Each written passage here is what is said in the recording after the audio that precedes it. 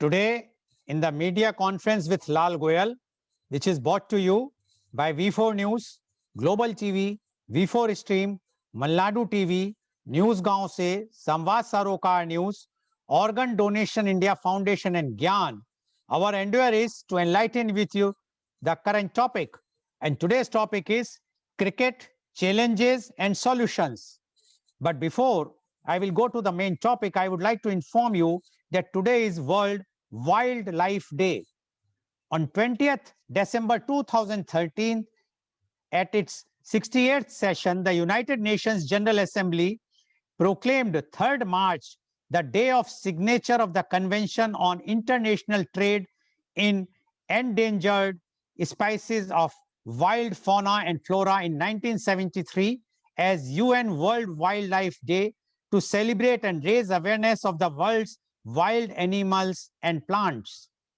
World Wildlife Day will be celebrated in 2021 under the theme Forests and Livelihoods Sustaining People and Planet as a way to highlight the central role of forests, forest species, and ecosystems services in sustaining the livelihood of hundreds of millions of people globally, and particularly of indigenous and local communities with historic ties to forested and forest adjacent areas.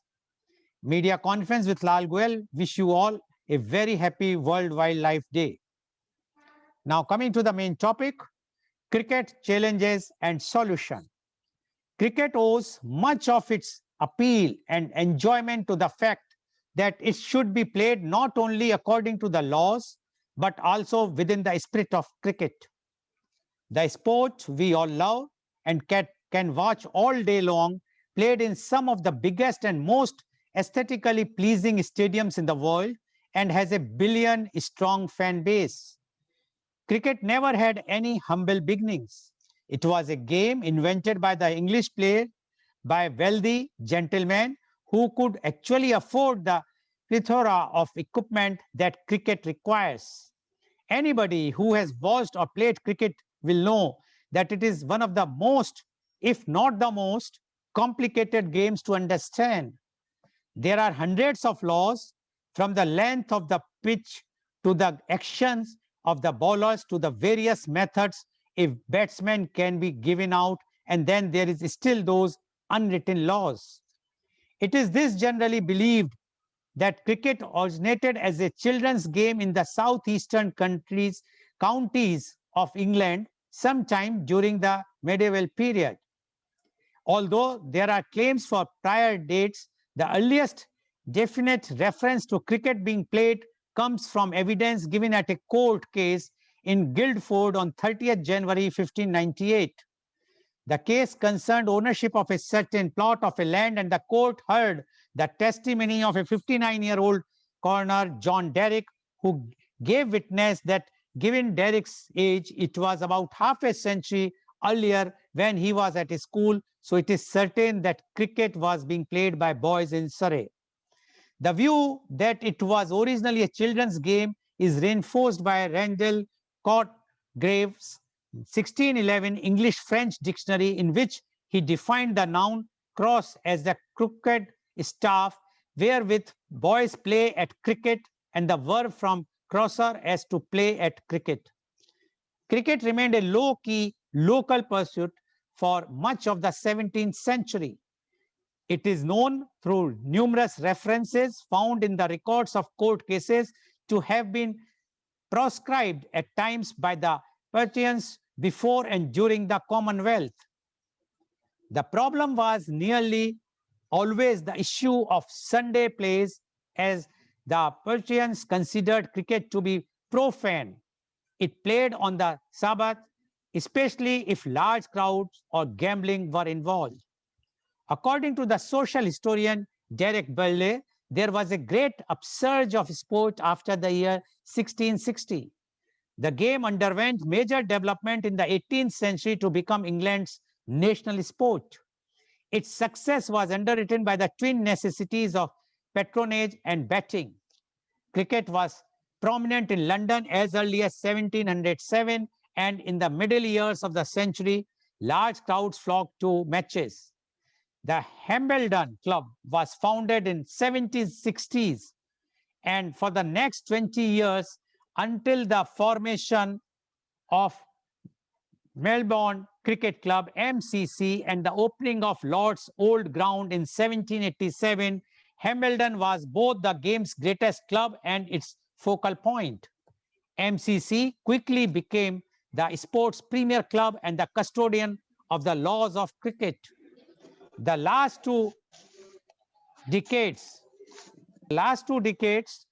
before the First World War have been called the Golden Age of cricket. It is a nostalgic name prompted by the collective sense of loss resulting from the war, but the period did produce some great players and memorable matches, especially as organized competition at county and test level developed. In 1844, the first ever international match took place between the United States and Canada. In 1859, a team of English players went to North America on the first overseas tour. Cricket entered a new era in 1963 when English counties introduced the limited overs variant. As it was sure to produce a result, limited overs cricket was lucrative and the number of matches increased. The first limited overs international was played in 1971, and the governing International Cricket Council (ICC), seeing its potential, staged the first limited overs cricket World Cup in 1975. In the 21st century, a new limited overs form 2020 made an immediate impact. In the late 2000s, amid growing concern over dwindling viewerships for test matches, the idea to have day-night tests began to gain popularity, since scheduling ODIs and T20s in the evening seemed to bring people through the turnstile and also attract a larger TV audience. Research began on how to make day-night tests work. The ball would need to be changed, as red might be harder to spot under floodlights. There were experiments with yellow, orange, and pink balls, and there was even a suggestion to play with an improved white ball that could last 80 overs with the players wearing colored kits. The first ever day-night pink ball test was played in Adelaide in November 2015. It turned out to be a low-scoring thriller, with Australia beating New Zealand by just 3 wickets on day 3. With extra grass left on the surface to minimize damage to the pink ball, pace bowlers thrived, particularly at twilight when the ball swung prodigiously. India arrived late to the party. Worries about the evening dew, what an SG pink ball might behave like, a lack of reverse swing, and the visibility of the ball were among the main reasons the BCCI was reluctant to jump aboard the day-night test wagon until recently.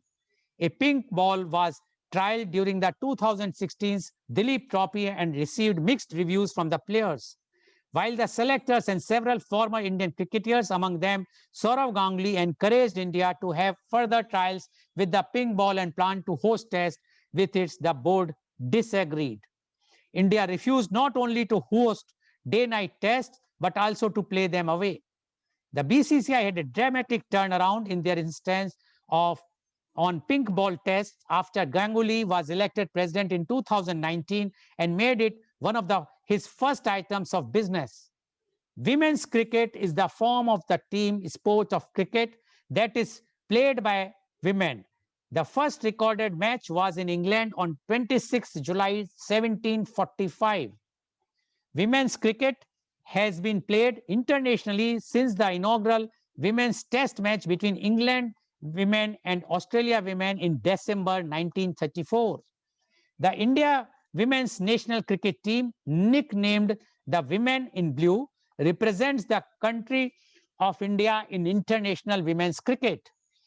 India made its test debut in 1976 against the West Indies and its one-day international debut at the 1978 World Cup, which it hosted. The other major challenges faced by cricket is the fitness of players. The physical and psychological demands of cricket on the individual player have become increasingly evident as the game has progressed in various formats over recent years. The professional cricketer has to cope with a very demanding schedule, world travel, the power play of T20, and the patience and endurance of test matches and series. Such strains are experienced by the players. The fitness, training, and technical skills work if they are to play to their best abilities without sustaining injury. Injuries are common in cricket, particularly affecting bowlers, although in T20 matches there are relatively more batting and fielding injuries due to the intensity of the game. Injuries are most common in those under the age of 22 years and over the age of 31. In young cricketers, injury affects 17% of fast bowlers compared to 4% spin bowlers, 5% of batsmen, and 1% of wicket keepers. Many of the injuries in young bowlers are spinal and may be related to stress fractures.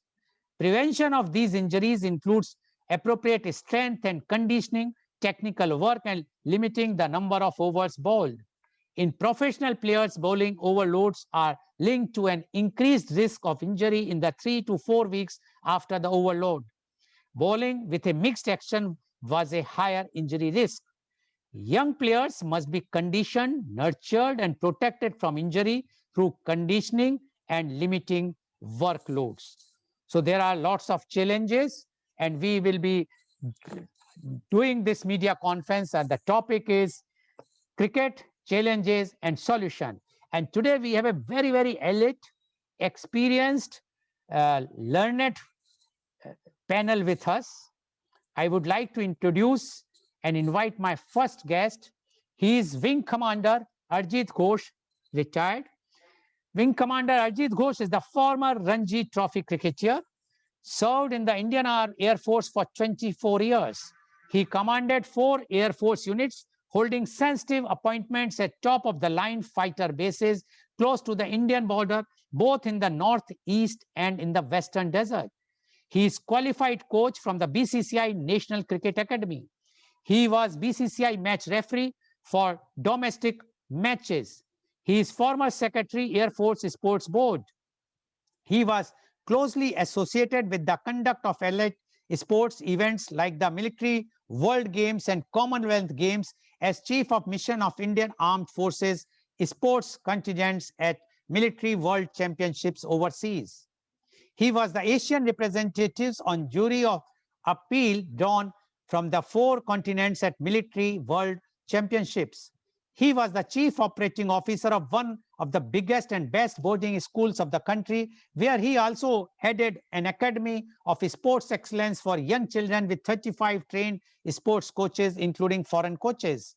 His achievements are: he played 5 seasons of Ranji Trophy between 1987 to 88 and 1994 to 95. One amongst a handful of brothers who hold an international record of having scored hundreds together in the same inning of a first-class match. He captained the Indian Air Force cricket team. He represented the East Zone University's team in the Vizzy. Welcome, Wing Commander Arjeet Ghosh. Wing Commander Arjeet Ghosh, today the topic is cricket, challenges, and solutions. We would like to know from you, cricket, challenges, and solutions. Wing Commander Arjeet Ghosh, please. Thank you, Goel. It's a pleasure to be back on your show. Good morning, everyone, to all the panelists, all the viewers. The topic today is, of course, very sort of wide-ranging. It covers a lot of. There are a lot of things to be talked about if we talk about the challenges that cricket faces today. And primarily, if I were to begin this by talking about the last 1 year that cricket has resumed after the layoff for the COVID-19 outbreak. The biggest challenge that cricket has faced after the lockdown, after no cricket having been played for almost a year, almost 10 months, 12 months, is that the challenge of keeping the players safe. That was the first and foremost challenge. So to do that, the ICC and the England Cricket Board, because the cricket resumed in England with the England West Indies series in July last year.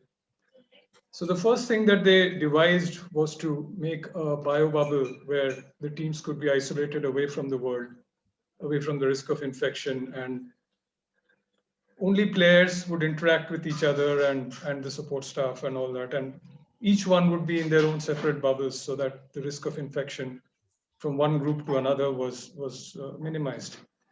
So that's been a huge challenge, which the cricketing community all over the world generally has undertaken very successfully. And I think that that's a great thing.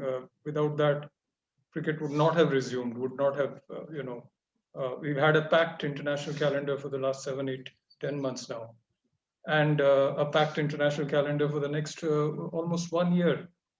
So whatever losses, financial losses were sustained by the cricket boards, by the ICC, by the different cricket boards, the BCCI, ECB, Australian Cricket Board, Cricket Australia. I think a lot of that has been made up already by the amount of cricket that has been played over the last about 8 months or so, 7, 8 months. And to my mind, that probably is a good thing in a way and a bad thing as well, because obviously it is protected livelihoods. So obviously it's put a lot of people back in jobs who were without a livelihood, without a source of revenue. And the game itself has gone on. It had come to a standstill, but it has gone on again. But the bad thing about it was that it's put a lot of pressure on the players. It has put there's been so much of cricket back to back. You have one test match ending and the next test match starting within the next 3 days. So there's hardly any time. If you're playing in a one-day international or a T20 series, you could have just a day's break in between matches. And that's gone on continuously for the last 7, 8 months, ever since the first West Indies England test match in July. Now, that pressure of playing continuously, along with the pressure of staying in isolated bubbles, as I mentioned, that's created a huge mental, psychological tension for the players who are actually playing in these matches. And therefore, there have been a lot of changes which have happened. We don't have the the neutral umpires anymore because travel is a problem. So you cannot have people traveling from other countries. Even these international teams who are playing against each other, they are traveling to the visiting side is traveling to the home side's country in chartered flights. So because again, international flights have not really resumed. So the number of players in a team, in a contingent, has gone up significantly. Earlier, we would have 14 players or 15 players in a touring party. Nowadays, we have 28, 29, 30 players in a touring party, because if you need a replacement, suddenly somebody falls ill, somebody gets injured, how will you fly in a replacement at short notice? You have the necessity of quarantine. So whenever you're coming in from another country or whatever, you first undergo a quarantine of 14 days. So there's a lot of things which have changed in the way the cricket has been played over the last 1 year. But having said that, that itself has led to different pressures and challenges. And but the good thing, as I mentioned, was that cricket has resumed. The sport has come back to into our lives, and that's, I think, the biggest plus point about cricket having come back onto the international scene in the way that it has. And as I mentioned, the next 12 months is absolutely jam-packed. The cricket itinerary is absolutely jam-packed. You have you have a T20 World Cup coming up. You have home series in England against India, and you have series with the other countries amongst each other as well. So there's hardly a break anywhere in between. And as I mentioned, that has obviously created problems for players who are involved in these games on a continuous basis. As a matter of fact, if you look at the Indian team, ever since they started playing cricket once again, international cricket with the IPL, it started somewhere in August last year. the main players who played the IPL and who are also playing in the Indian team as of now, they've been in these biosecure bubbles for the last 6 to 7 months. They've been away from families. They've been just staying in a hotel room, going to the ground, coming back again at the end of the day, and being generally isolated from friends, family, whatever. So psychologically, it's been a tough call for the players, and because of that, the England Cricket Board, the ECB, they've come up with something called their rotation policy, where they withdraw players after a few matches, give them a rest, allow them to go away from these bubbles and maybe meet up with their family or whatever it is, and come back again, which again is a controversial thing. It's got its own pros and cons, because what it has also done is that if a player is performing well and if it is his turn as per whatever schedule the ECB has prepared to be withdrawn from the side, they've just gone ahead and done that regardless of the fact that he's in form and he's performing well, and which I personally find very, very strange, because if a player is playing well, cricket is a game of confidence, and there are many, many, many times in your career when you don't feel confident because you're not performing well. And so when you are performing well, you would like to continue to play as many games as you can at a stretch, because that gives you a chance to maximize your performance. So suddenly, if you're withdrawn after having scored a 90 or an 80 or a couple of hundreds, it doesn't make sense. And then you go back and you take a break and come back, and then you have to start all over again because your mental preparation has to be done once again.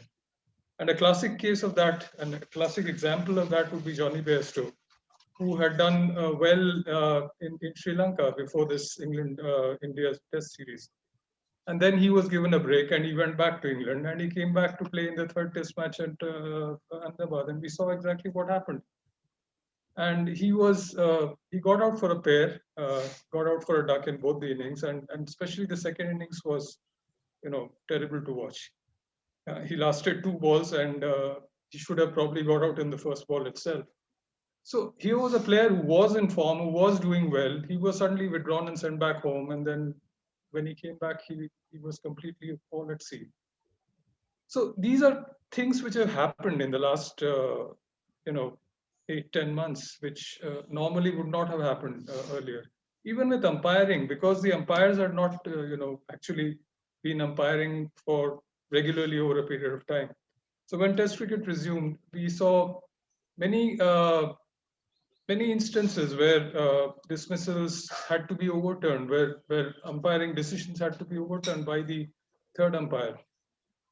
So it's all a matter of continuity. It's all a matter of trying to keep playing, and which I think is one of the most important things. And therefore, everywhere, whether it is umpiring, whether it is actually playing, all these areas have been impacted by the pandemic, by the layoffs, long layoff, by the conditions that prevail now suddenly.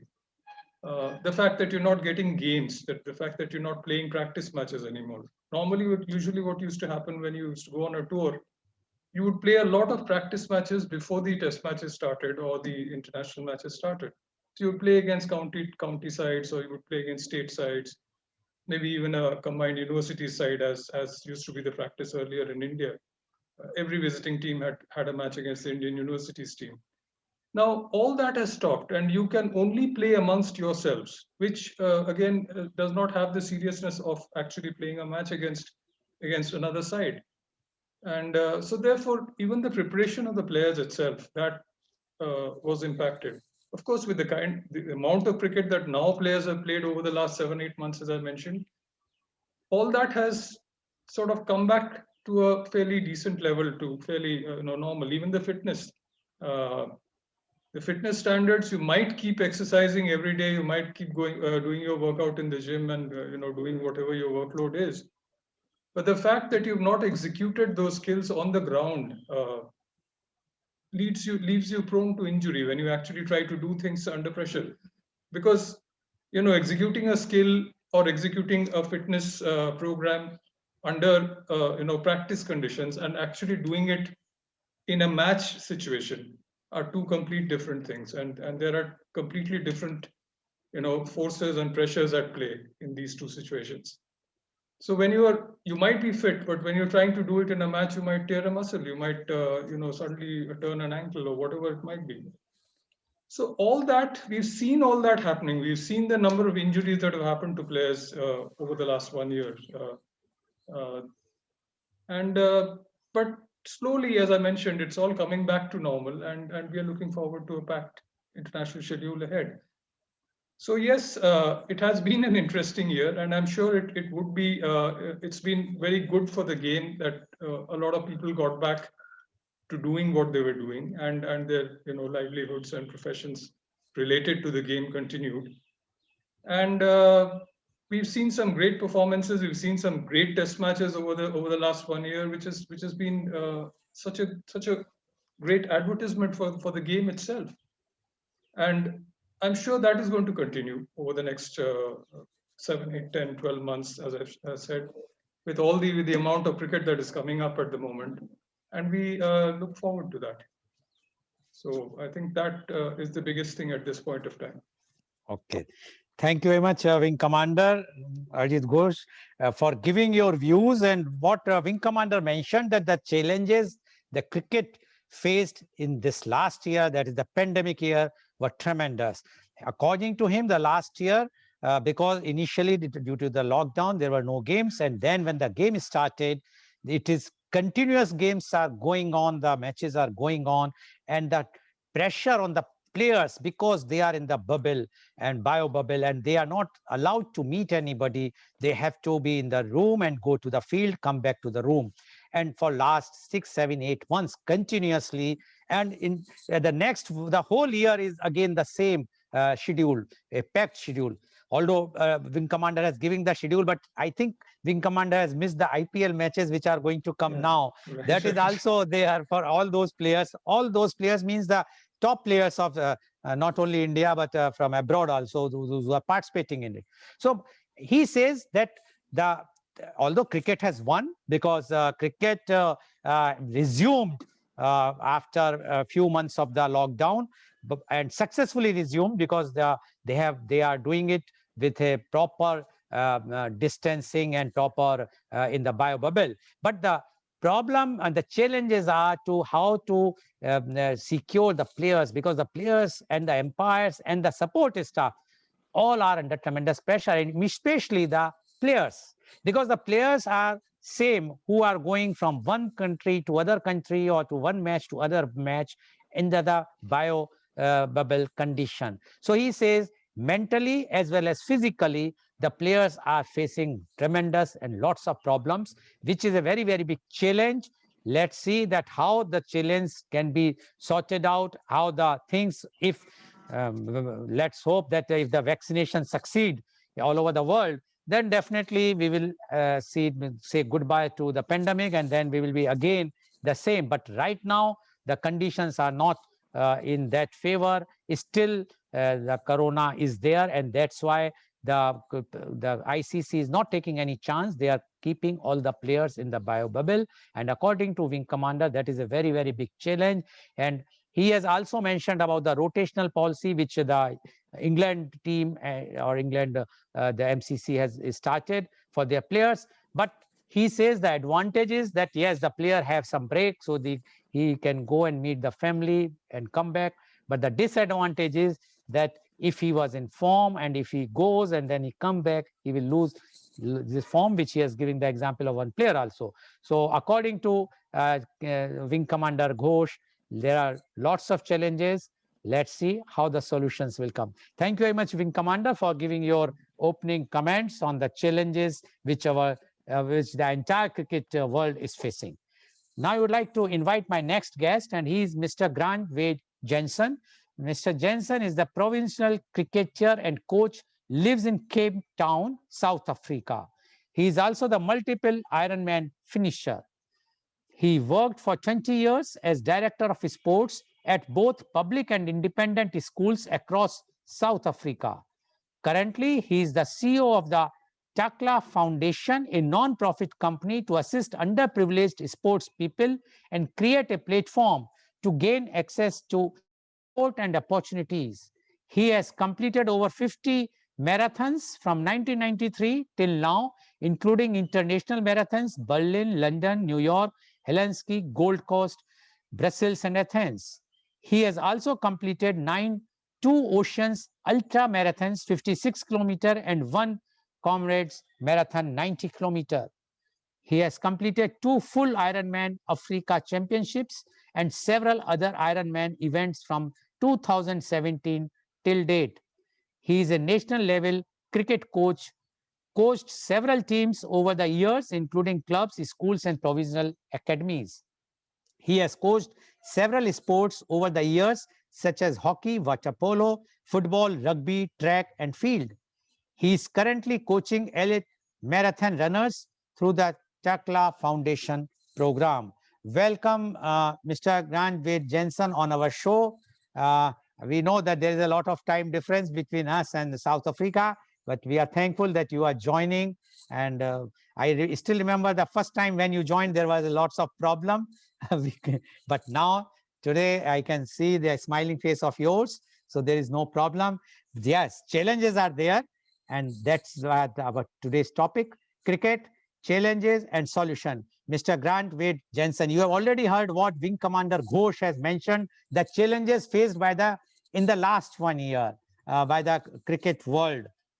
So we would like to know from you the cricket challenge and solution. Mr. Grant Wade Jensen, please. Please unmute.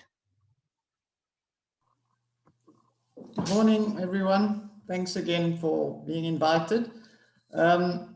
Yes, COVID has certainly brought a big bout of uncertainty into our lives, and especially in the lives of cricketers. And that's probably why the batsmen didn't cope too well against the spinners, because if there's uncertainty in your mind, it's never the right way to go out and play a sport. And the uncertainty that COVID has brought has affected the preparation of players, the mental state of players, the confidence of players. The future all of a sudden appeared to be totally uncertain, and as much as we appreciate that things have started again, there still is the threat of what about the third wave, the fourth wave, and then what do we do with our sport? So this would be very tough for the professionals to deal with.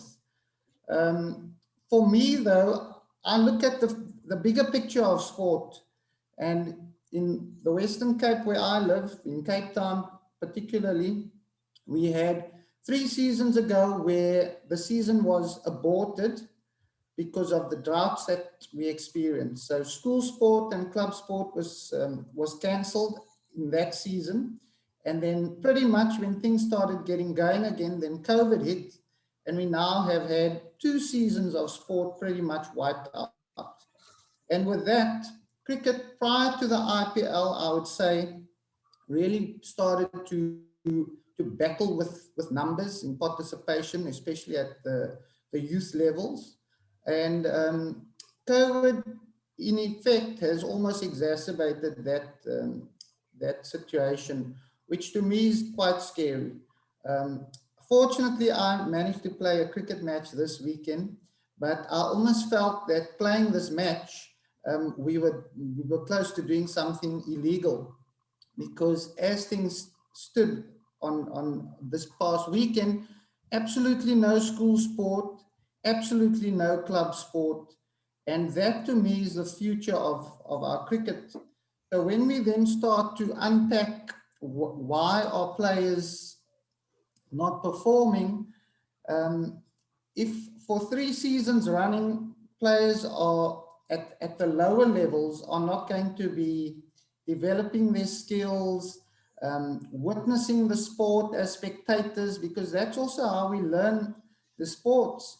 And we build the appetite and desire and love for the sport through all of this. So whilst it's good to focus on the Kohlis and the A.B. de Villiers of the world, it is of utmost importance to know that down the bottom feeders, that things are happening for the kids. When we no longer see the kids playing in the parks, when we have people concerned about their safety and health because of what COVID has created, it looks like it's almost a safer option for youngsters to be sitting at home in front of the computers, playing their PlayStations and Xboxes. Then that to me is of a bigger concern.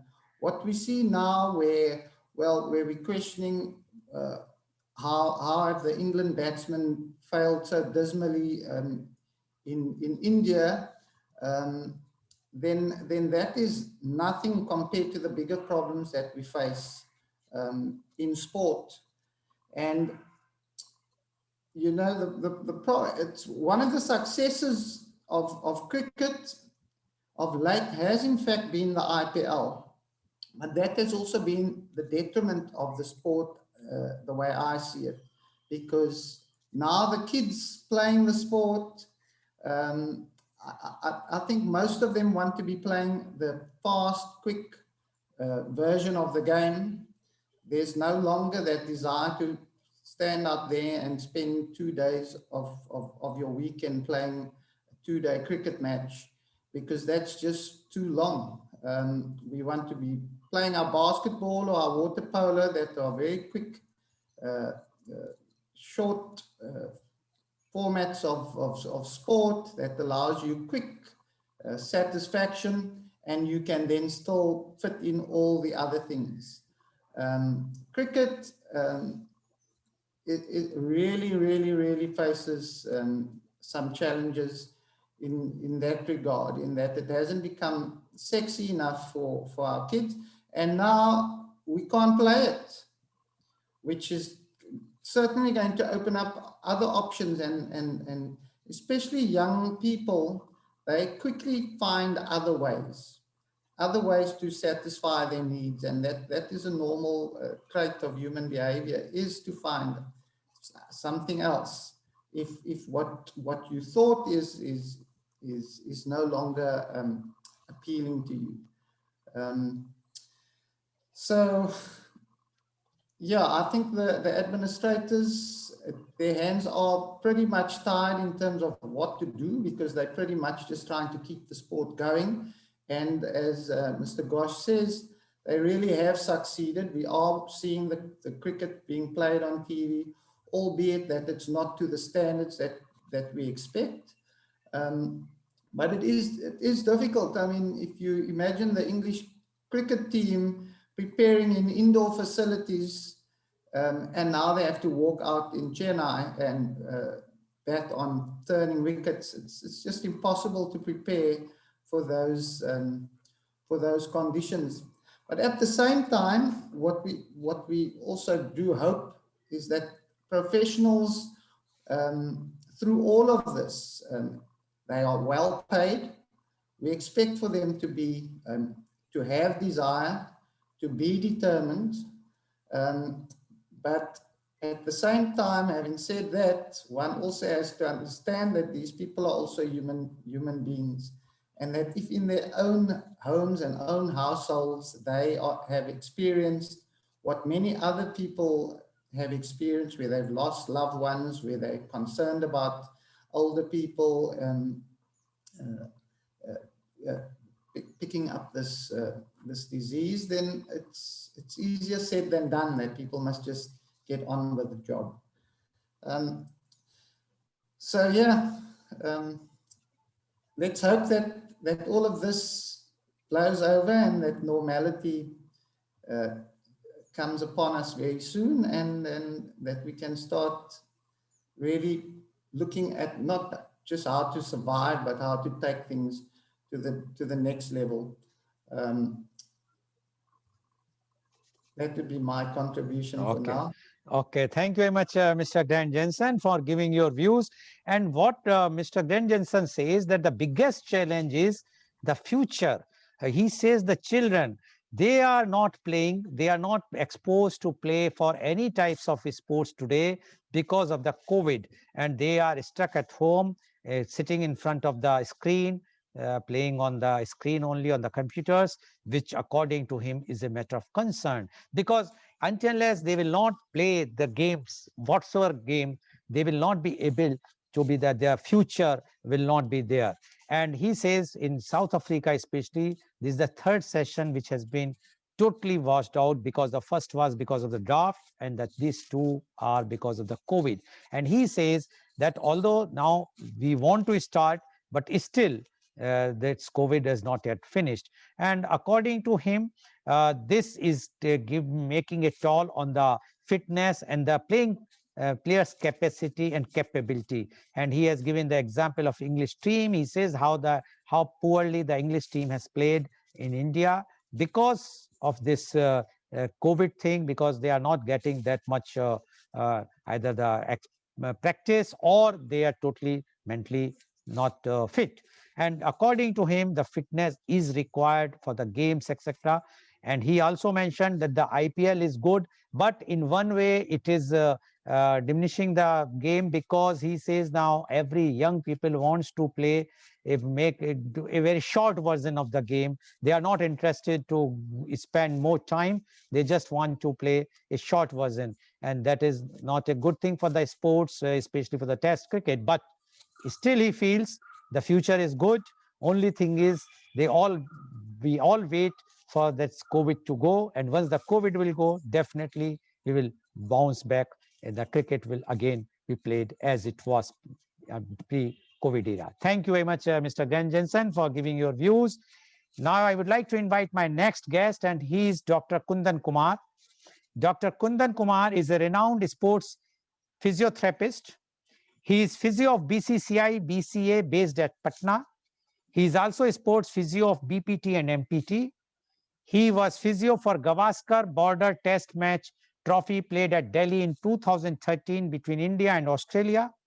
He is professor at Aryabhat University, National College of Health and Research. He is a consultant at Tata Institute of Health and Science. He has received several awards, including award by Indian Association of Physio. He was honored by Sports Connect National 2019 in Delhi, by College of Arts and Science, Patliputra University, etc. Welcome, Dr. Kundan Kumar, on our show. Dr. Kundan Kumar, are you there? Please unmute yourself, Dr. Kundan Kumar, if you can hear my voice. Dr. Kundan Kumar, I think he's not hearing my voice. Okay, I will go to my next guest, and we have a very, very special guest. Dr. Kundan Kumar, are you there? So I have already mentioned about Dr. Kundan Kumar. So Dr. Kundan Kumar, you have heard what Wing Commander Arjeet Kosh has mentioned, and what Mr. Grant Jensen has mentioned about the challenges and the solutions of the cricket as a whole, and especially in the last 1 year. Now, being a physiotherapist, we would like to know the challenges the players are facing, this especially the last 1 year, about this because of the COVID, and what are the solution as far as the physiotherapy, as a viewer from the physiotherapist is concerned. Dr. Kundan Kumar, please. Okay, you are listening, me, sir? Yeah. Please leave the Okay. mic. Don't hold the mic. Okay. Leave it. Yes. Go ahead. Okay. You are listening? Yes. Go ahead, please. Okay. Should I talk in Hindi also? Yes. You can. आप हिंदी में बोल सकते हैं. Okay. Thank you, sir. सबसे पहले मैं 2-3 बातों पे जो मेरी एक्सपीरियंसेस हैं आपके साथ शेयर करना चाहता हूँ. Whatever I have worked last 10 or 15 years in the cricket field, तो 2-4-5 बातें बहुत इंपॉर्टेंट रही, जो खास करके जो आपने देखा होगा कि अभी लॉकडाउन जो हुआ, लॉकडाउन में जो हमारे जो प्लेयर्स थे वो गेम से काफी दूर बैठे थे, मतलब पिछले 1 साल तक कोई गेम हुआ नहीं, और उसके बाद अचानक जो वेबल मेथड में काफी सारे जो IPL खेला गया बाहर में, तो आपने देखा हो कि बहुत सारे हमारे इमिनेंट प्लेयर इंजर्ड हो गए और सभी को वापस हमारे NCA में आकर के रिहेबिलिटेशन के लिए भेजा गया. तो ये इस बात को जानना, और सारे प्लेयर जो कि बहुत ऊपर क्रिकेट नहीं खेलते, जो लोअर लेवल पे भी क्रिकेट खेलते हैं, कि जब हमारा मसल और हमारा बॉडी जब हमारे रेस्ट पोजीशन पे रहता है, और अचानक जब हम किसी स्पोर्ट में जाते हैं, कोई भी स्पोर्ट, चाहे वो क्रिकेट हो या फुटबॉल हो, हॉकी हो, तो रेस्टिंग पोजीशन से जब आप अचानक मूवमेंट पे जाते हैं बॉडी, तो वो इंजुरी ज्यादा हो जाता है। ये इस बार जो हमारा जो आईपीएल हुआ और कई मैचेस जो कोरोना के कारण नहीं हुए, और अचानक से जो हमारा जो सारा स्पोर्ट्स धीरे धीरे रिज्यूम हुआ, चाहे आईपीएल हो या व्हाट एवर इट इज, उसमें कैजुअलिटी काफी हुआ। उसका मेन कारण, एक बहुत बड़ा कारण था कि हम लोग लॉकडाउन में पिछले जितने प्लेयर थे, किसी को बाहर निकलना नहीं था, सभी को घर पे बैठना था, कोई एक्टिविटीज नहीं था, तो उसमें बॉडी मसल्स एकदम रेस्टिंग में गया। और अचानक जब हम ग्राउंड में गए तो कॉम्पिटिटिव गेम खेलने के लिए हमें काफी ज्यादा इंड्योरेंस पावर का इस्तेमाल करना पड़ा, और वहां पे लिगामेंट इंजुरी एंड टेंडन काफी सारा इंजुरी हुई। तो ये बात मैं इसके थ्रू कहना चाहता हूँ कि अब से बहुत सारे जो प्रोफेशनल प्लेयर हैं, वो तो अपने आप को भी रिहेबिलिटेट करते रहते हैं, आइदर गेम हो या आइदर गेम नहीं भी हो, तो हमारे बॉडी को कुछ एक्सरसाइजेस हमारे प्रोफेशनल करते भी है, लेकिन बिकॉज लैक ऑफ नॉलेज, किस तरह का एक्सरसाइजेस करना है, किस तरह का स्ट्रेचिंग करना है और नहीं करना है, वो थोड़ा नहीं करने के कारण ये एक बड़ा इंजुरी हो जाती है। तो हमें जब ऑफ टाइम में भी जो होता है, वहां पे भी एक्सरसाइजेस को करना बहुत इंपॉर्टेंट है। एक बड़ा मैं सॉल्यूशन के रूप में ये देता हूँ। और दूसरा जो सबसे जो इम्पोर्टेंट जो बातें जो निकल करके आई आप स्पोर्ट्स में जो आता है, वो हिडन ऑफ द इंजरी। ज्यादातर प्लेयर्स, क्योंकि आजकल जो प्रोफेशनल मैचेस में फीस वगैरह काफी हायर है और काफी नंबर ऑफ मैचेस ज्यादा होने से के कारण लोग ओवर यूज हमारा बॉडी का पार्ट ज्यादा हो रहा है, आइदर शोल्डर ज्वाइंट्स, आइदर नी ज्वाइंट्स, आइदर एंकल ज्वाइंट, इसका ओवर यूज हो रहा है। और ओवर यूज इसलिए हो रहा है क्योंकि नंबर ऑफ मैचेस काफी लोग खेल रहे हैं, और नंबर ऑफ मैचेस का ओवर यूज होने के कारण टियर, चाहे शोल्डर हो, चाहे लिगामेंट्स हो, चाहे रोटेटर कफ टियर हो, या काफ मसल हो, या हैमस्ट्रिंग इंजुरी हो, ये बहुत ही ज्यादा कॉमन हो गया है। तो अब over use number of matches है, प्रोफेशनल है, तो आप तो खेलेंगे। मैं ये नहीं कह सकता कि आप मैच मत खेलिए, आई कांट से दैट आप नहीं खेलिए, मगर एक बात जरूर है कि एज ए प्लेयर्स को मैं इसके थ्रू ये जरूर कहना चाहता हूँ कि जब इनिशियल इंजुरी होती है, तो आप जरूर हमें एज ए फिजियोथेरेपिस्ट जो डॉक्टर बताए, क्योंकि प्लेयर इसलिए वो नहीं बताते हैं, उन्हें ये लगता है कि जी मैं डॉक्टर को, थेरेपिस्ट को ये बता दूं कि मेरे को फिंगर में चोट है या मेरे हैमस्ट्रिंग पुल हो गया है, तो मैं मैच से ड्रॉप हो जाऊंगा।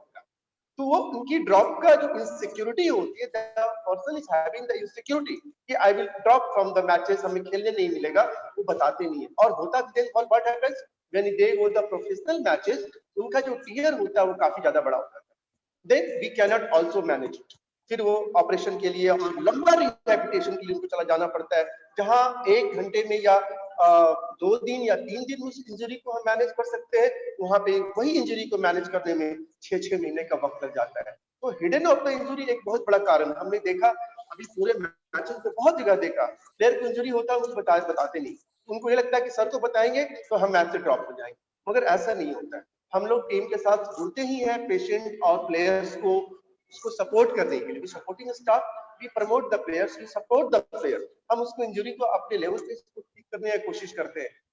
आप जब लेट आते हैं मेरे पास, तो हमारे पास ऑप्शन नहीं होता है, फिर हमें तो बताना ही पड़ता है कि सो एंड सो तेरा इंजरी। तो एक तो ये हमारा रिक्वेस्ट है कि जो भी प्लेयर्स है, ऐसे ये भी बहुत बड़ा चैलेंज है अपने आप में कि आप इंजरी को हिडन न करें, जो माइनर इंजरी है वो तुरंत मैनेज हो जाता है। And third is important, very important thing nowadays.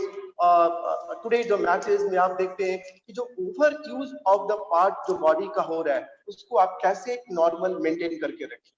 Number of matches too high, test match हो, ओडीआई हो, डोमेस्टिक्स हो, लोकल मैचेस हो, तो how to keep maintain your muscle tones, your body parts, particular the big muscles. छोटे muscles उतना hamper नहीं होते जितने कि बड़े मसल। बड़े muscles, it means our upper arm muscles, big muscles, our lower part of the big muscles like the quadriceps, the hamstring, the biceps, triceps, ये main important muscles body का है जो कि स्पोर्ट्स एक्टिविटी में promote करने में काफी help है।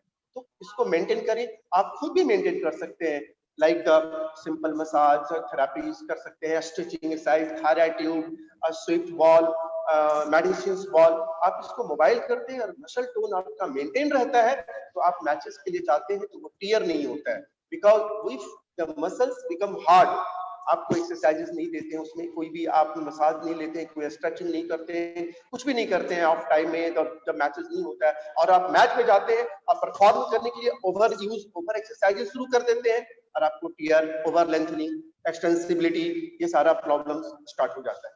तो इट्स वेरी वेरी इंपॉर्टेंट कि एज ए प्लेयर्स को एडुकेट भी थोड़ा सा होना है, और स्पोर्ट्स के आप तभी अच्छा परफॉर्मेंस दे सकते हैं जब आपकी फिटनेस है। यदि आपको माइनर इंजुरी भी है, चाहे फिंगर हो या टो हो या हैमस्ट्रिंग हो या बैक हो, you can not concentrate, you can not execute your performance according to your ability and talent.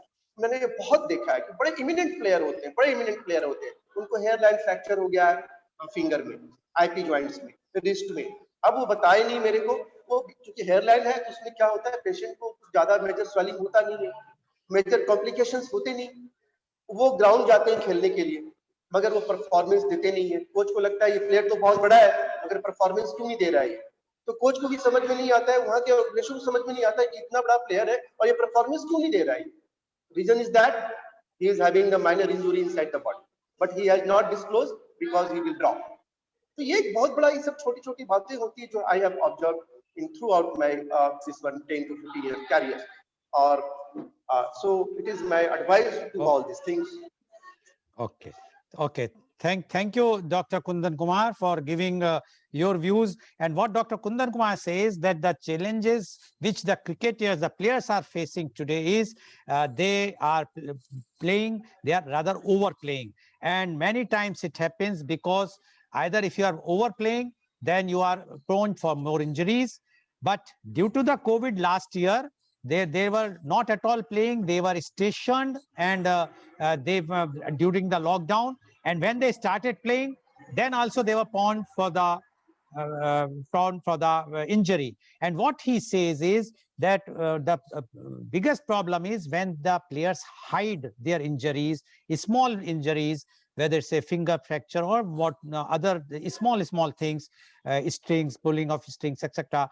If they will tell the physio immediately, then this can be cured immediately. But what happens when they are hiding it because they do not want that it should be known to the team management, and the team management will drop them, and that's why their performance goes down. And according to Dr. Kundan Kumar, the only way is that they must, all the players, whether they are top players or eminent players, they must immediately disclose if they have any problems physically to the physio or the doctor, so that they can see to it that it can be rectified. Otherwise, in 3-4 months or 5 months, that problem can be more serious.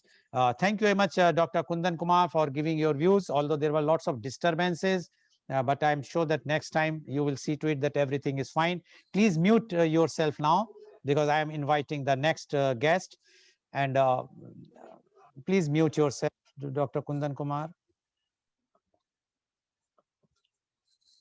Yes. My next guest, Miss Sumati, are you there? Please switch on your video. Yes, sir. I'm there. Okay. So now my next special guest today is Miss B. Sumati Hariharan Iyer. Miss Iyer is essentially an all-rounder, middle order batsman and an off spinner in the Tamil Nadu state. She played for the Tamil Nadu state, for South Zone, for Madras University. She also played for rest of India, and she played for our Indian women cricket team for one ODIs and she represented India. Thank you very much. It happens sometimes. Please keep yourself on mute. Let other panelists should come and give their views. She is the first Indian woman umpire, qualified in 1976-77. Her records, because see, I would like to be very frank that I got her reference. I invited her in the morning, only 10 minutes to 10, and she immediately graciously agreed. It's a very good, I must give thanks to her for agreeing in a very such a short time. And whatsoever short profile I could gather from her, So that's why I'm just mentioning. If anything, leave I could not cover. You are free to say. She got 7 catches in a match in Colombo while she was fielding in 1979, and that is a world record. She was a cricket commentator in All India Radio, Chennai, as well as on Doordarshan. There might be other records or other things I could not do because of the paucity of time, but you are free to say if you want to add anything, Ms. Iyer. Now, Ms. Iyer, you have heard the different views about the cricket challenges. What Wing Commander has mentioned about the challenges which the cricket world, especially the men cricket, has faced during the last 1 year. And according to him, what are the challenges and what he feels how it is going to be. The solution is that COVID should go. Mr. Grant Jensen also mentioned, but his concerns are more for the children, because he says if those children will not be trained at this time, what will be the future of any country? Because the children are going to be the future, and they are not being trained, they are not playing at all, they are sitting at home. What Dr. Kundan Kumar said is that the players, either they were not playing for the last 1 year, 4 or 5 months or 6 months, and when they started playing, they got the maximum injuries during the IPL and the matches in Australia. But he also mentioned one very important point is that players are hiding their injuries, small injuries, so that their performance is been suffering. Now, although I know you will be telling much, but in this COVID time, not a single schedule for women cricket till now, what I have gathered from the media in such a short time. Although we know that we always talk gender equality, but there is not at all equality as far as the cricket fraternity is concerned. But we would like to know the challenges which the women cricket teams are facing and what are the solutions. Miss B. Sumati Hariharan Iyer, please. Thank you, Mr. Lal Goel. And thanks to all my panelists, Mr. Ghosh, Mr. Jensen, and Kundan Kumar, for making those contributions and for the topic of the day, challenges and solutions. Much of it, my panelists spoke. They were talking about the male cricketers, and as you said, the women cricketers were a little lucky to have the inaugural session of the IPL when IPL was played in the Gulf. This year, they were very lucky. Despite all these conditions, they got to play the IPL for the first time. And again, this whole year, though there has not been much tournament, from the 11th of March, BCCI is conducting a one-day tournament for the year because other tournaments could not be gone through. So they've broken it down to about 4 or 5 centers where there are lesser number of teams playing, fewer teams in different centers. So they had to overcome this because since no game was played by the women cricketers, and it was abundantly important that they play at least a tournament, BCCI has come forward to conduct. And to start the tournament on 11th, the teams had to assemble 10 days in advance. Can you believe it? They had a COVID-1 test, COVID-2 test, and then a COVID-3 test, and all this bio bubble. So I don't know how the girls are going to manage, because I think the men cricketers, they have kind of got used to the bio bubble by now, having played several matches. But the women, for the first time, from the state teams, they are going to be participating in these tournament, and in a totally different scenario. I hope everything falls in place. Now we must first of all thank God, despite this COVID tension which persisted and which is continuing to persist. We should thank God that we did not get to lose players.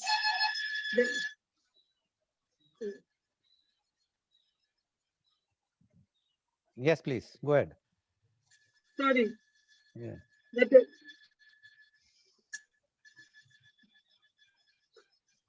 That is the water for the slum area. people. Yeah, Okay, I'm no, sorry, I can't no, help it. no, no. This is beyond Yeah, my. yeah. Please go ahead. So, I mean, I now got lost. So we need to thank God that we didn't get to lose players. Yes, there were injuries because there was a tight schedule that they had to play. The men, I'm talking about the men. They might have gone through these injuries. But however, it is the mental strength which is going to be very, very important for the players in the coming days. Much was talked about the physical fitness, and much was talked about the COVID pandemic, and much was said about the youngsters and other people who got to stay away from the game. But let me tell you, if this period they didn't get to play, it was so important that the self-discipline had to come into place. They needed to go through their own activity, their own strengthening exercise. And here I would insist, had the players been put through yoga, meditation and pranayama, I mean, those are things which was going to give them a lot of inner strength. And for them to get over their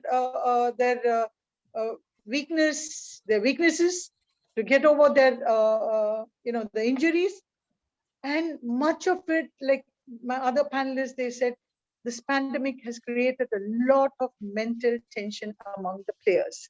Unable to reach out to their near and dear ones, they had to stay away from the family. I'm talking about the men here because they had a hectic schedule and they had to stay a long time away from the family. So this must have played heavily on the players. However, among the women, that didn't happen. But we kept telling the players to go out and do their own, go workouts, their own strengthening. And we were able to counsel many of our senior players. We got together to tell our youngsters, the women I'm talking about, and we put them, we gave them a lot of solace. We gave them a lot of strengthening, mental strengthening, and we got them to keep in touch with the game. So for the tournament which is coming up on 11th, we only hope our players go out there and do their best and come out. We are talking about a time where a lot of political people are taking up to the administration of the game. Politics coming into the game can definitely weaken the game. I think we need to have more of our players of the past who have got so much of their name and fame from the game to come back and give it back to the game what they got from the game. And it is so very important that what they have gone through during their playing days, they will certainly try and avoid, and they will give their best to the players who are coming forth in the coming, in the coming years. So that is very important. Politics entering the game, that is going to really weaken, and that is going to play a very, very bad sport if we have to bring forth our best. Another thing which I was talking about is we have the test matches, we have the one-day game, we have the 20-over game. We might have few common players in all these three formats. And now we are going to have the 100 ball, even a shorter version. And probably in the years to come, we might have a six-a-side game. I mean, all these are definitely going to be coming up in the years. If we can have a different team, a set of players selected for the test, for the one day, and for the T20, because we have that kind of talent. It is not that we don't have talent. Why don't we expose and give, now that IPL has come into force, it has thrown so many players. So many of our newcomers have all been identified from the IPL game. And again, the Premier League, which was conducted at the state level, that has thrown good players from the districts, from the villages. So it's a very, very good sign that IPL has brought forth a lot of talent. And if BCCI could take a step where we have a different set of players, there might be few common players, however, but majorly, if we have a different set of players for the test, for the T20, and for the one day, that could bring down a lot of injuries. Earlier, we had players who played for 20 years, 25 years, 30 years. But now, if you see, the players are getting to play so many games, so many different formats, that the playing days or years has really come down. So that is because of the injury, and also to a certain extent they feel they've earned enough in such a short period. They say, okay, let me do now away with it. That this is enough for me. So that is again a lot of money coming in, and that's the reason many of the children who want to play, they just pick up the bat. The parents want them to play for India. They want them to play for state. They want them to play the big game. They don't realize so much has to be gone through before a player actually gets to play for the state team or the zone team or the Indian team. With the masks in place, one doesn't get to see smiles at all. Mr. Goel, you will agree with me. While we go out in the world, just seeing smiles on other person's face, it gives so much of solace. It means so much. But that we are devoid of that because everybody is seen only with the mask. I mean, it is only the players on the field that we get to see them without the mask, right?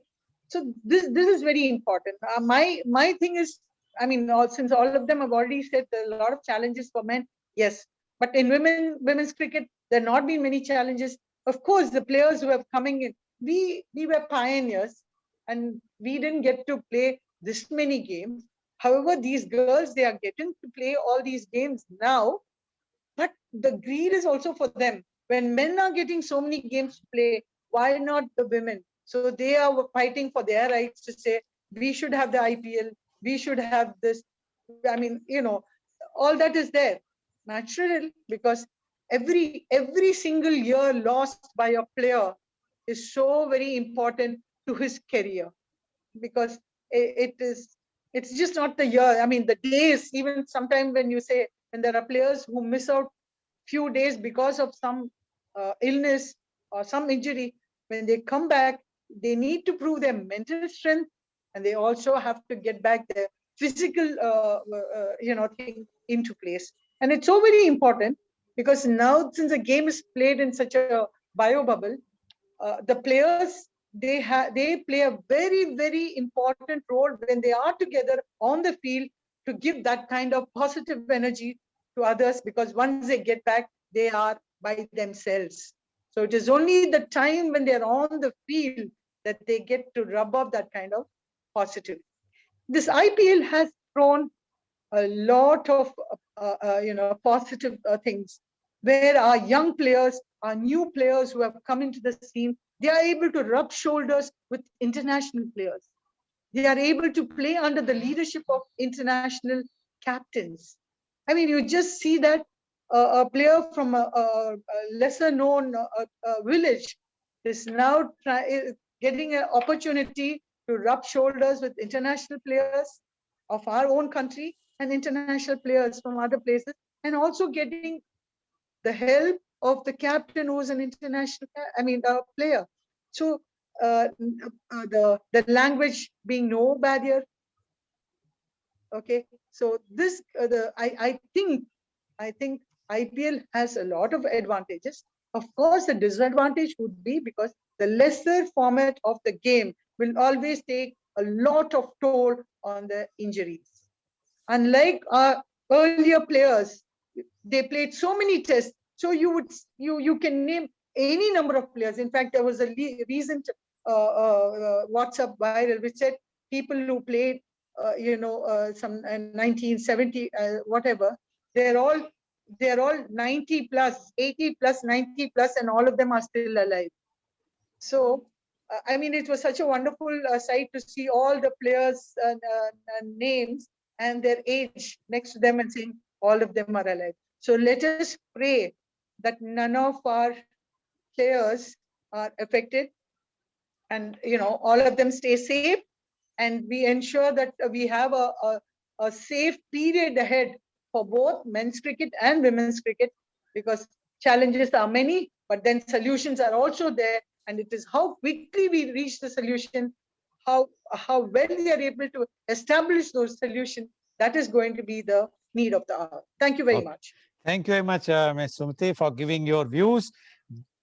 Paucity of time, so I will not be summarizing what she has said, but yes, she has made a very clear point that IPL is beneficial, and now the IPL is also taking the care of the women's team. I will be asking a question to her once I will come back, but I got a message from Mr. Grant Jensen. He has to go, so I am just putting first question to him only so that he can leave in time. Mr. Jensen, you have watched, you might have watched very closely, which you have mentioned also, the India-England match at Ahmedabad. Now, there are lots of things are going on everywhere. Players are making comments against and favoring. Now, we would like to know from you whether it was the fault of the batsman, or the pitch was wrongly made, or it was the marvel of our bowlers, Indian bowlers, or even the English bowlers. That's why this match was concluded in 2 days' time. What are your views? And do you think by this way we may tomorrow reduce the 5-day matches to 2 days test match or 3 days test match? Mr. Grant Jensen, please. Please unmute. Thanks, Mr. Goel. I've always had the view, if a wicket was that bad to bat on, then each and every batsman should be out for under 0. When I see matches where there's a standout that scores 100, or big two guys that come and scratch around for 50, then that to me is really a stamp of approval that there's absolutely nothing wrong with the pitch itself. But it's all about the application and all about the adaptability of the players. And I think that in many ways is a problem, and was a problem with the English team. And of course, I think it's become known to every touring team going to India that if you do not do your homework in your preparation for the conditions in India and try to apply the same strategy in how you approach your innings, you're going to come short.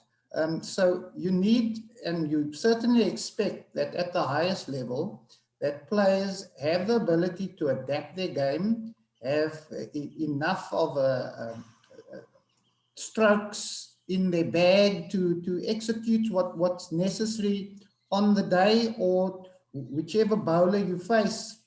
And this has been a debate for years and years whenever teams get skittled, especially in India.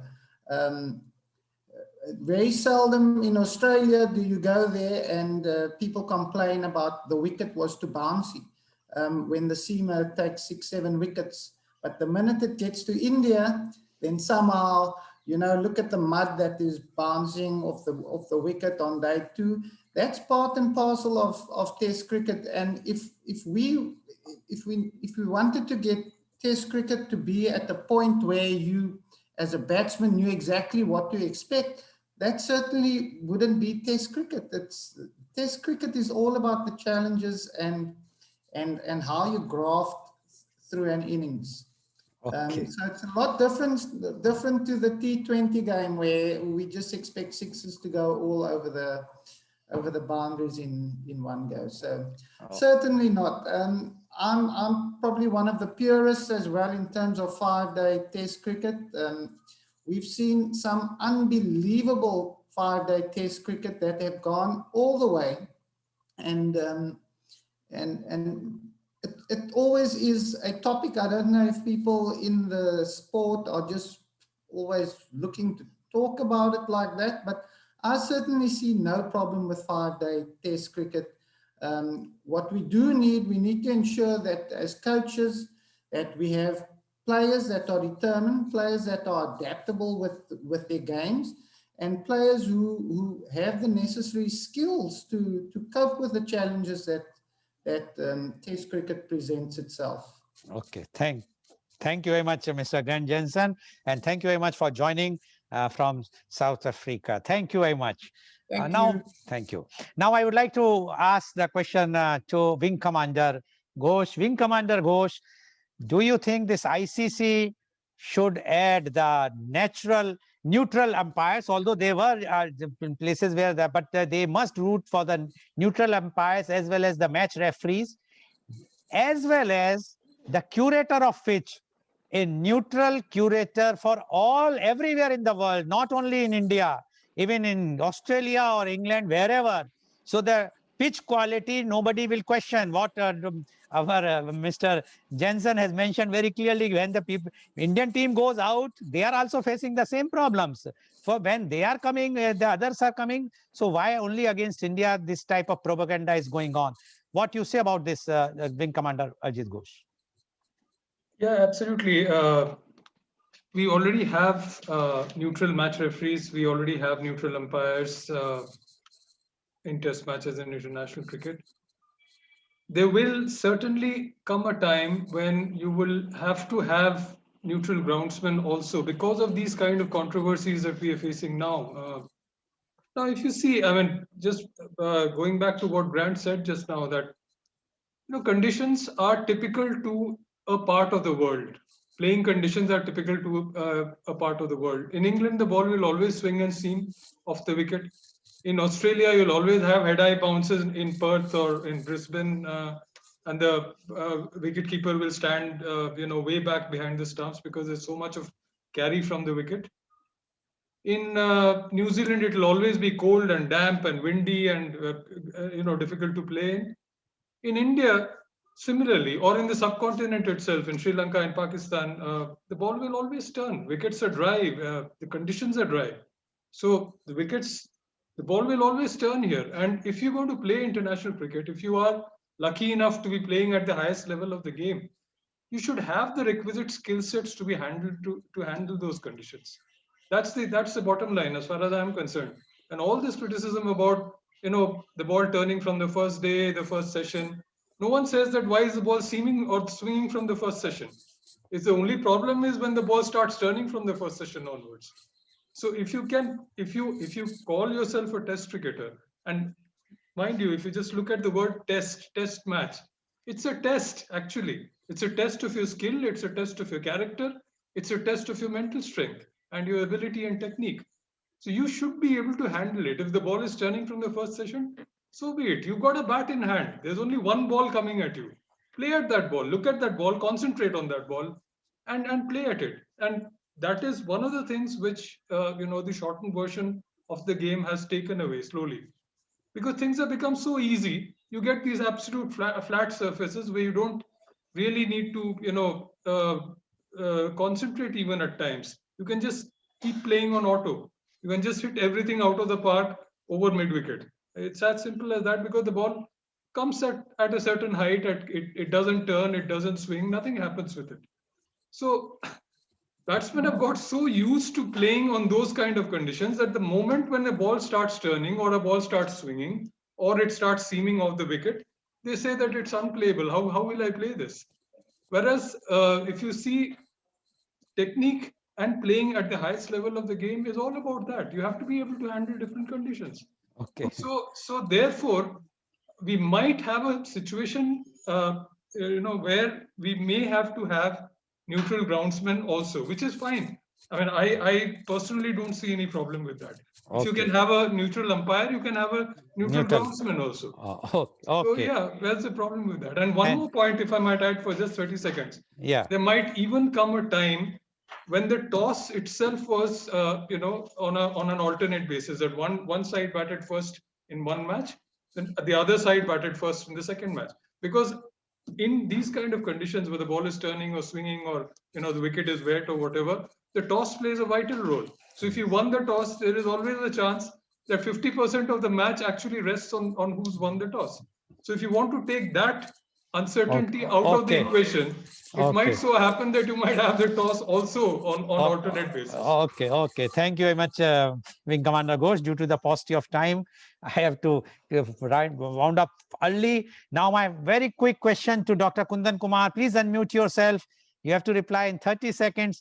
You said that the players have injuries, they are not hiding. So do you think what the BCCI or the ICC should do is that every evening after the match, all the players have to undergo compulsorily a medical checkup, so that they will feel that if everything is fine, then they can play for the next day.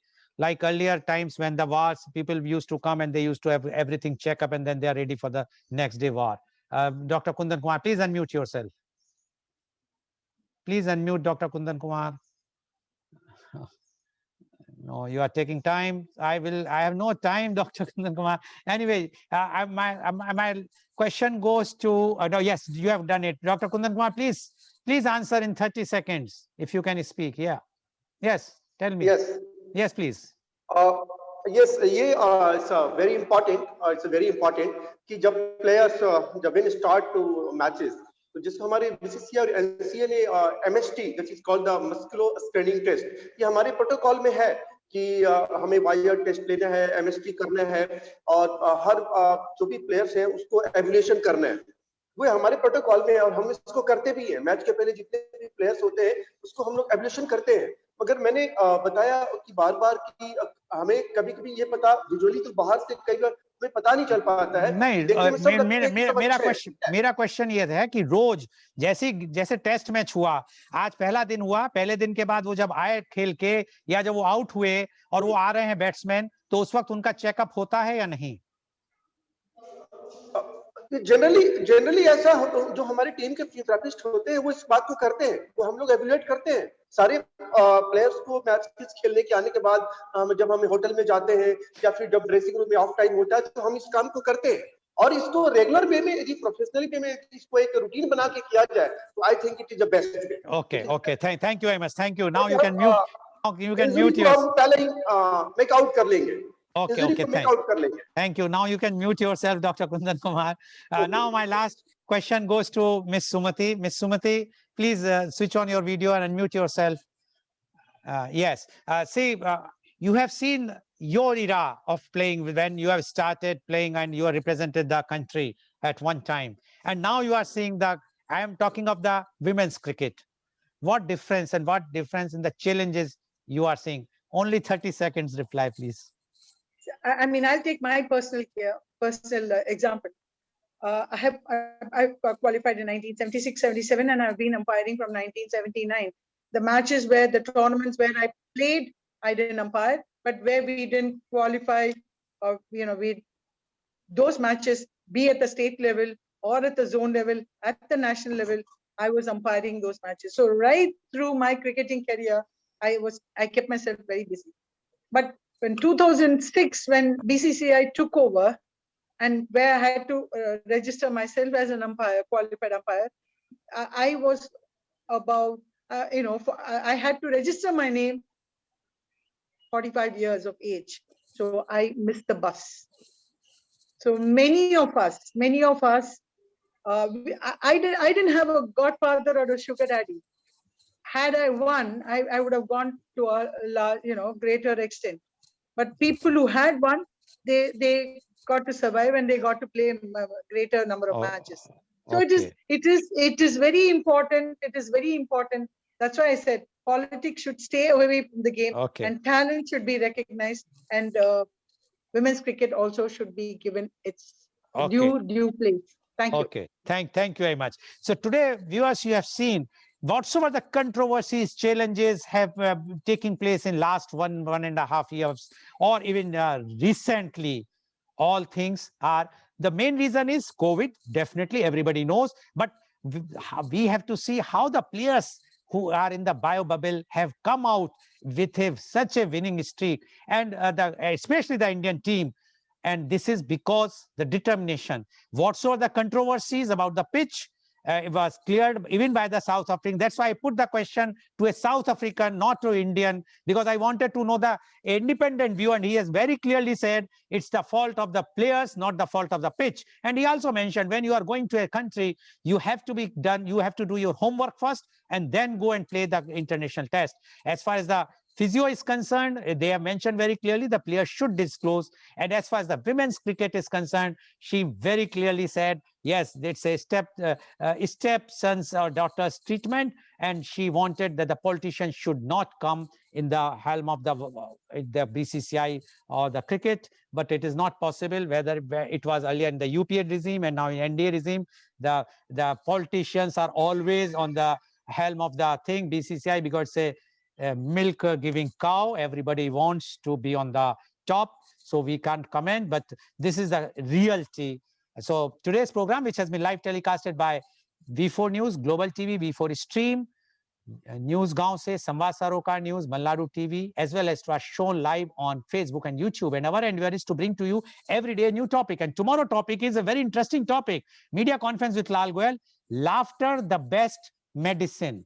And our panelists are Dr. Rajiv Anand, Senior Psychiatrist and Marriage Counselor, Mumbai, Dr. Narendra Gamawat, Senior Pediatrician, Mumbai, Mr. Lakshman Karya, Member, Jhu Laughter Club, Mumbai, Dr. Sangeeta Upadhyay, a consultant, Cooper Hospital and Medical College, Mumbai, Miss Tripti Khanna, Businesswomen, Jhaveri Jewelers, Lucknow. So please tune in tomorrow for media conference with Lal Goel at 10:30 a.m. Thank you very much, Wing Commander Arjeet Kosh. Thank you very much, Dr. Kundan Kumar. Thank you very much, Ms. Sumiti. And thank you very much, Mr. Grant, although you have already left.